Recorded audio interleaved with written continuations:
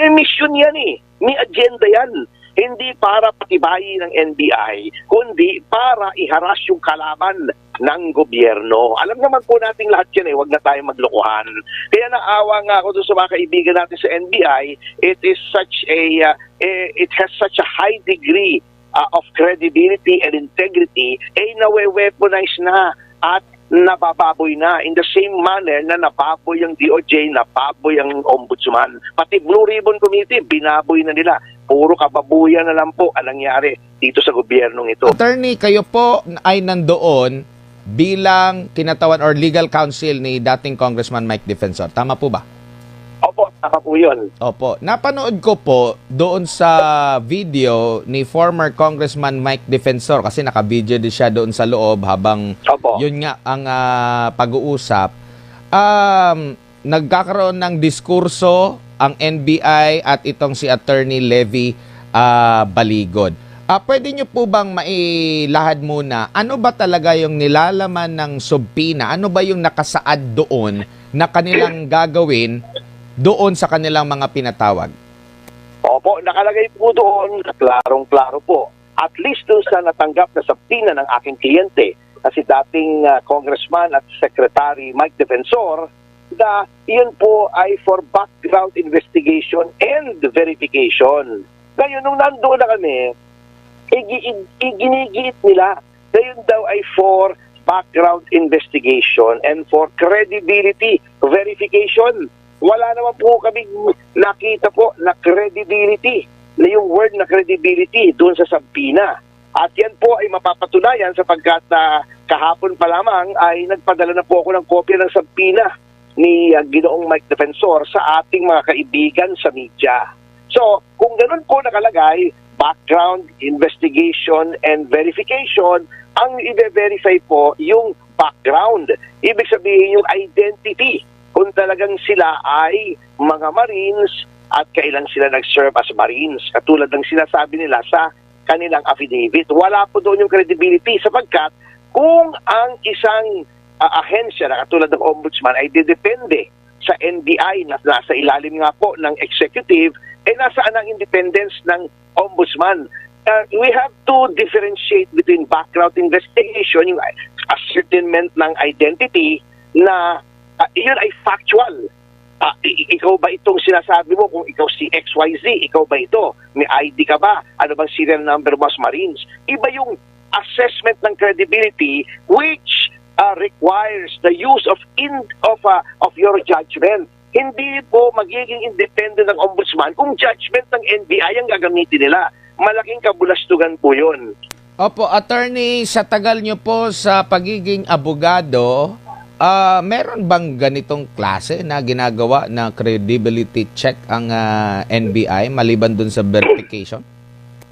Wala po. Sapagkat kung kayo po ay nagre-reklamo, unang-una ang mga Marines po, yung 18, ay nagsagawa na po ng kanilang affidavit. Ito po ay sinumpaan at nakumpirma na po ng NBI noong kamakalawa nung dumating doon yung abogadong ng notaryo ng kanilang affidavit na siya po ay tunay na abogado at duly commissioned the notary public.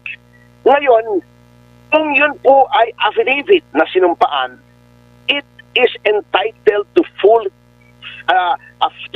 faith and credence on its face. Ibig sabihin, tatanggapin po natin yon kung hindi sasalungatin. Opo, wala pong ganon. Yung sa fiscal po, pag kayo nag-file ng complaint affidavit, ang hihingin lang po sa inyong ID. Yun pong credibilidad nyo, ang sasagot na po noon kung hindi kayo credible, ay yung itinuturo nyong tao na gumawa ng krimen, katulad din na Sandro Marcos, sina Martin Romualdez, sina Yusek Bersamin, at ang Pangulong Marcos mismo. At doon na yan halimbawa sa mga ordinary, 'di ba? Sa fiscal, yung magpapatunay or magbabanggit na hindi yan credible, yung inaakusahan ng nagsain ng kaso, tama ba? Tama po yun. Ang nangyari po rito, ang NBI na ang tumatayong abogado noong mga inakusahan. Ito po ay highly improper sapagkat hindi po yan trabaho ng NBI kung merong nag-aakusa ng krimen.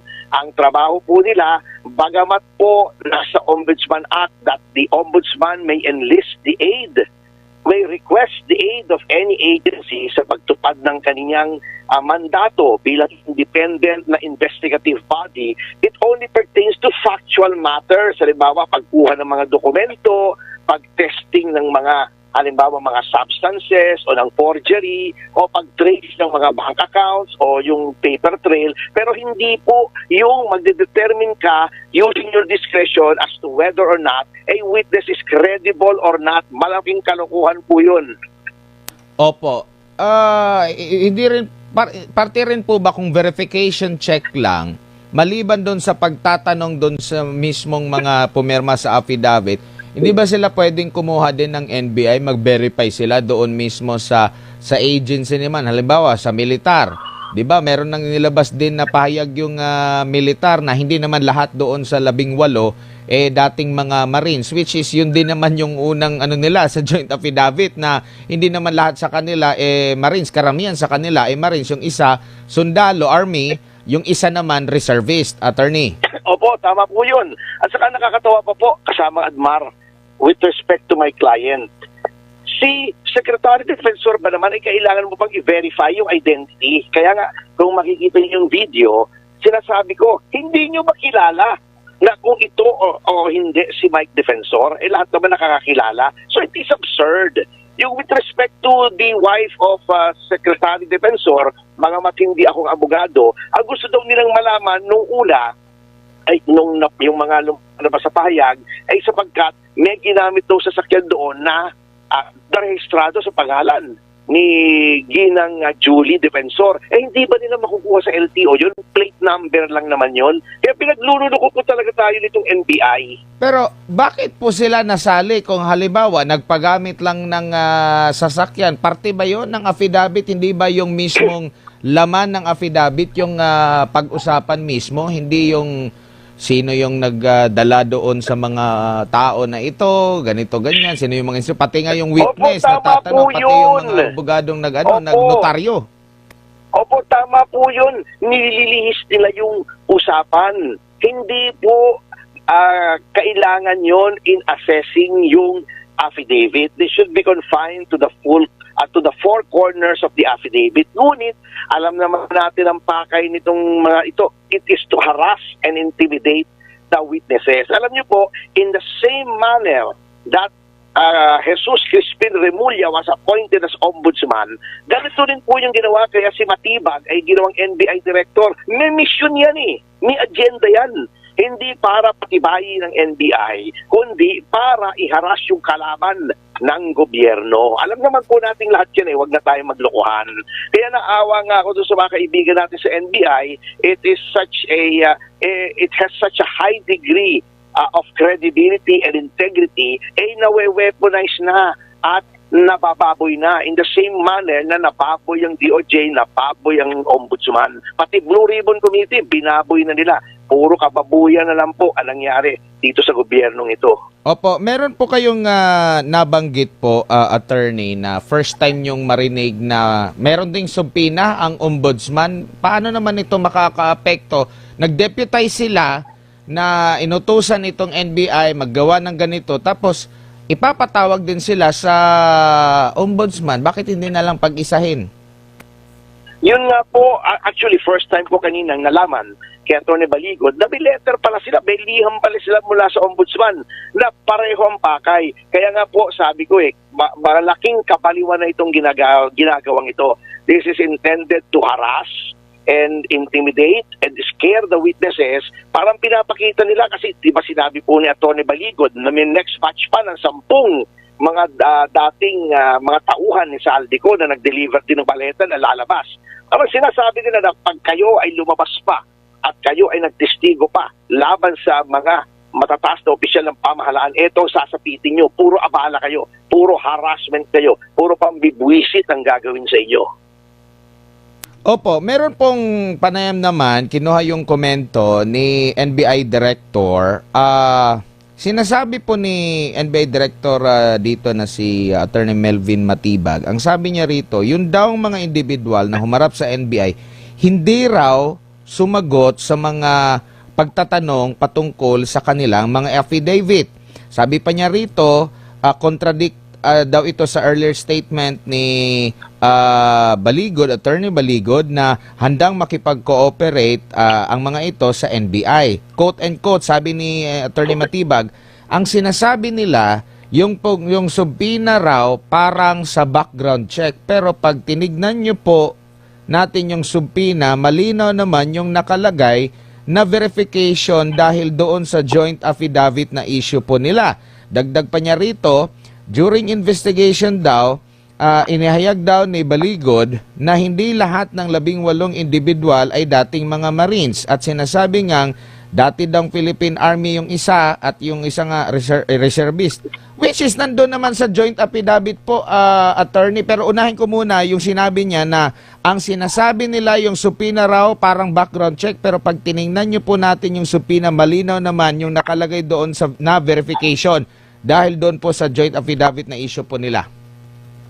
Huwag kayong magpapaniwala dyan kay Matibag. Katulad ng sinabi ko, he was sent there for a reason. And the reason is para guluhin, para iharas. Hindi na po investigasyon yan. Harassment na yan. Intimidasyon na yan. National Bureau of Intimidation na po ang ginawa dyan.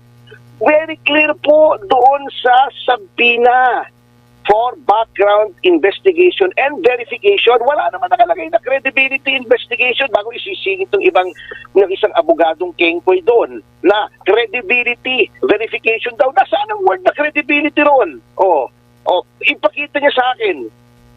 Wala po eh. Niloloko lang tayo niyan. Sabihin niyo kay Matibag, ikwento niya sa pagong yung pinagsasasabi niya. Opo. Kasi wala po tayong panahon para makipagbulahan dito at makipaglukuhan sa kanya.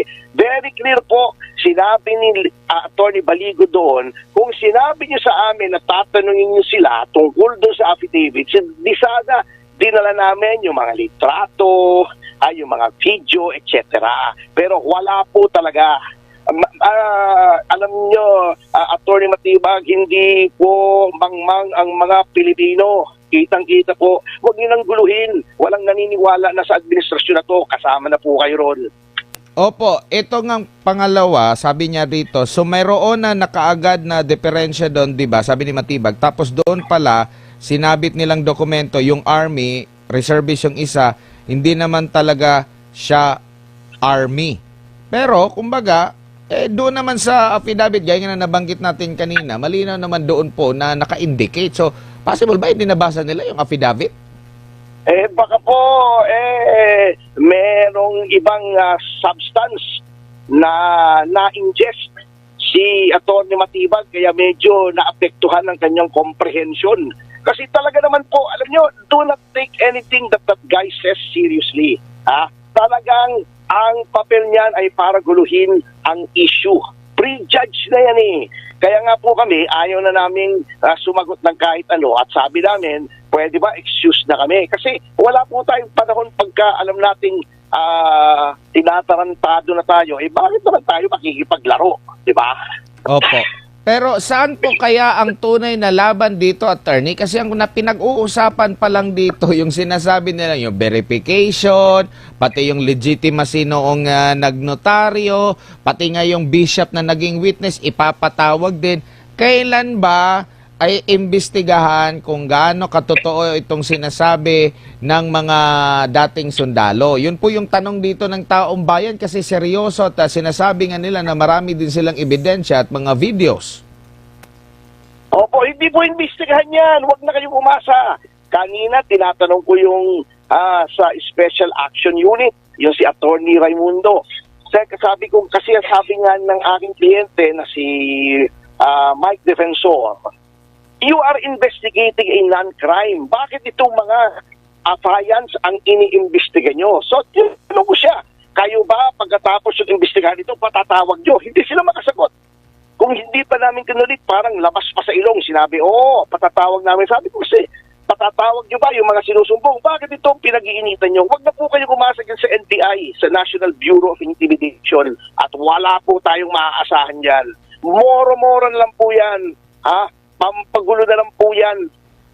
Opo, after nito, ipapatawag pa ba si Congressman na Mike Defensor? Baka hindi pa nila kilala. Nakakatawa nga po, tinatanong ko rin sa abogadong babae hindi nyo makilala si Mike Defensor?